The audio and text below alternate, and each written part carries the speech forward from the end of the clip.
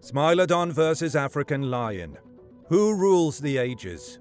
One of the most feared felines of our time is the African lion, but one of the most feared felines of all time is the Smilodon. Everyone knows his distinct look, his saber-shaped teeth. He's a legendary predator. So, would he steal the throne from our current king of the jungle if he was still around today? Or perhaps his absence is a sign that he couldn't continue to thrive? Two of the most well-known animals in the world, head-to-head, which one rules the ages? Whether you have flat teeth, sharp teeth, or saber-shaped teeth, you should like and subscribe. What do they look like? Let's talk about appearance first, so we absolutely know these two cats that we're dealing with. The Smilodon has one area that stands out first and foremost, those saber teeth. They could grow to 8 inches long. For reference, the canines of our African lion may reach 4 inches in some instances. Best case scenario, the lion's teeth are half the length of Smilodon's. The lion is also highly recognizable, the males especially, with those huge reddish-brown manes of hair. Aside from the hair and teeth, Smilodon and the African lion look somewhat similar. Smilodons were similar in size to the lion, but in many cases they were larger, closer to the size of our modern-day tigers.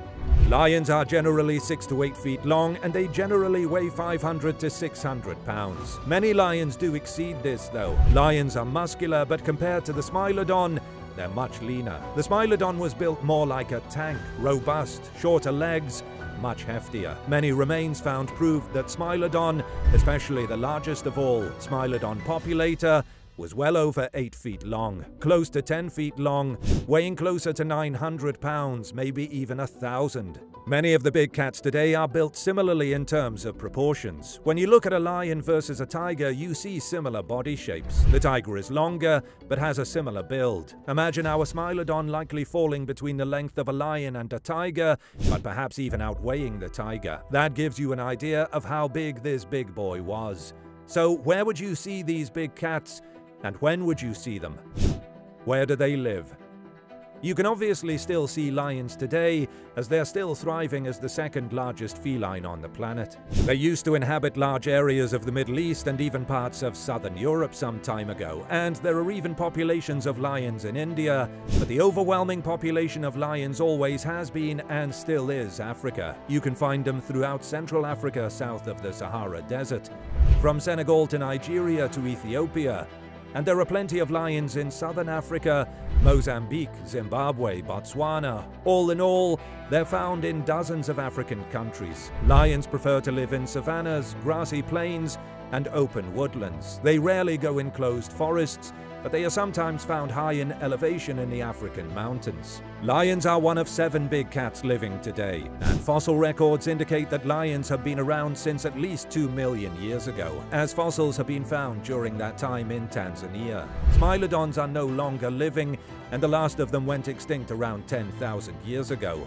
Those would be Smilodon populator and Smilodon fetalis. Smilodon gracilis was the first to appear, and that was as far back as 2.5 million years ago. So there seems to have been some overlap between Smilodon and the lion as it pertains to the when. How about the where? Smilodons inhabited many different habitats like open grasslands, marginal woodlands, and even closed forests. Their fossils have shown up all over the Americas. They lived as far north as what is now Alberta, Canada. Many remains have been found in the La Brea tar pits in California. Remains have been dug up throughout much of the rest of the United States, throughout Central America, and much of South America. They are known to have lived as far south as the most southern parts of Argentina and Chile. But the extent to where Smilodon lived was restricted to the Americas. They didn't exist in Africa. Even though the two inhabited the Earth at the same time, Smilodon and the lion never would have laid eyes on one another. That's probably good. They didn't have to compete with one another while hunting. Which brings us to the question, what are these two big cats hunting? What do they eat? Yes, both the lion and Smilodon are carnivores, and in fact, they're hypercarnivores, meaning more than 70% of their diet consists of meat. The lion is a generalist carnivore, meaning he doesn't have only specific things that he can eat. He's fine with a large variety of foods, and that absolutely pertains to the animals that he hunts. Lions aren't just adaptable when it comes to habitats and different elevations they live at. They aren't picky eaters either. However, the lion's main targets are medium-sized to large ungulates. In the areas in which they live in Africa, this means a lot of the animals that they hunt and eat wind up being blue wildebeest, zebra, giraffe, gemsbok, and even the notoriously dangerous Cape buffalo. They must be especially delicious because those animals fight back, and if the lions aren't precise in their attacks, fighting back can result in killing a lion. When those animals are not readily available, they'll go after warthogs, hyraxes, hares, and monkeys. If they can pick off a young rhino, hippo, or elephant, they might, but they usually avoid the full-grown adults. And if it's even tougher finding options, small reptiles, rodents, and birds can make a decent enough snack. Like we said, the lion is adaptable, and he isn't picky. Smilodon had a variety of animals that he hunted and ate. There was Glyptotherium, a large armadillo with a thick armored shell. Not too thick for Smilodon though. Smilodon also regularly hunted and ate the peccary and the hemiorchenia, which was a llama-like animal. There were other llama-like animals, other ungulates that were relatives to horses. There was Toxodon platensis, a rhinoceros-like ungulate, and when camels lived in the Americas, they made the menu too. Perhaps most impressively was that Smilodon also hunted and ate bison. Bison at that time were much larger than the bison in the Americas today. Bison today can weigh the same or more than Cape buffalo, which means the biggest target the lion hunted and ate doesn't compare to the biggest target of the Smilodon. Smilodon loved large mammals. That was his very favorite. It's one thing to know what you want to eat. It's another thing to actually go and get what you want to eat, especially when that thing can run. How did they behave? Lions and Smilodons are similar in that they had to develop excellent hunting skills in order to catch their desired prey. Lions are different from most modern big cats in that they live and hunt in a group, their pride. Run by the coalition of males and filled out by several adult females, lions find good hiding places out in their habitat and pick out their prey. They sneak up on their target and then ambush it. They have amazing acceleration, so one lion may catch up to the prey before it can run off, but if not, there's another lion able to come from another angle and cut it off. Sometimes they'll pounce or knock the animal over, jumping on top and clamping their jaws around the neck and breaking it or suffocating it. Lions don't have the strongest bite among the big cats, but 650 psi is enough to do plenty of damage. Interestingly, the Smilodon had an even weaker bite, surprisingly weak for his size. However, that doesn't mean a Smilodon bite wouldn't ruin your life, but compared to many of today's big cats, it was weaker. That's where those long saber teeth came into play. Smilodon would hunt in a very similar fashion as the lion and other big cats, stalking and then ambushing, pouncing on their prey. But with Smilodon, those front limbs were so powerful and developed that they'd latch on with them and hold the prey down and then use their saber teeth in a stabbing or slashing motion, cutting the throat or belly of their target. Or in the case of Glyptotherium, right through the shell. It's unknown if Smilodon hunted in packs. Some evidence suggests they may have, but whether they did or didn't, Smilodons used to battle one another. That much is certain, as there is evidence of those saber teeth penetrating through the skulls of other Smilodons. Lions will absolutely fight with one another, mainly males of one coalition versus another. This is usually in dispute of territory or control over a pride. Lions are brutal when fighting one another, tearing apart limbs and chunks of the back, leaving one another paralyzed at times. They're downright vicious, as were their ancestors, the Smilodons. So, who would have ruled the ages? Which feline is more furious?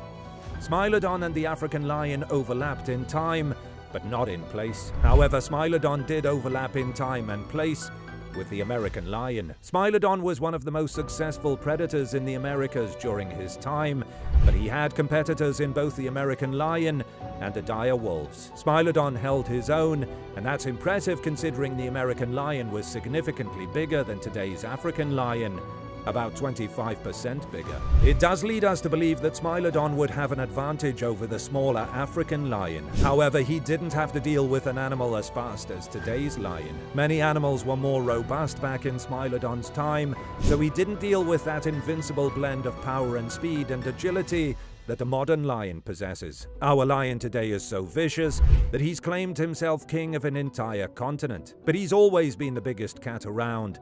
he's never seen someone as big as Smilodon.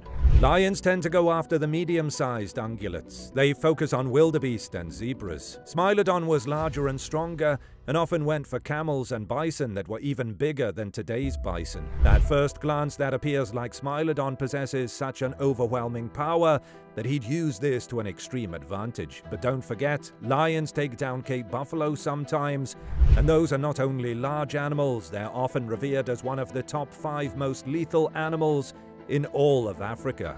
It isn't just about the size of the prey you go after, and it isn't just about the strength you possess. It's also about the strategy you employ. You can't just chase after a Cape buffalo. He will turn around and maim you with his horns. You'd need to be cunning in order to avoid getting fatally injured.